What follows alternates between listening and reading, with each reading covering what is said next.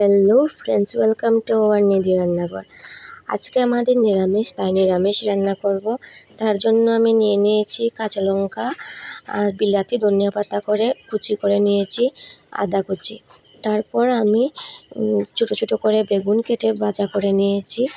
এদিকে আমি আলু সিদ্ধ করে দেখো হালকা একটু ভেজে তুলে নিয়েছি। এবার আমি ফোড়নের জন্য দিয়ে দেব শুকনো লঙ্কা, তেজপাতা, পাঁচফোড়ন দিয়ে নাড়াচাড়া করে, তাতে আদাও দিয়ে নাড়াচাড়া করে এবার ভেজে রাখা আলুটাও দিয়ে দিয়েছি। কাঁচা লঙ্কা, শুকনো লঙ্কা গুঁড়ো, জিরে গুঁড়ো, ধনিয়া গুঁড়ো, নুন দিয়ে ভালোভাবে নাড়াচাড়া করে মশলাটা ভাজা ভাজা হয়ে গেলে দিয়ে দিয়েছি ঝোল।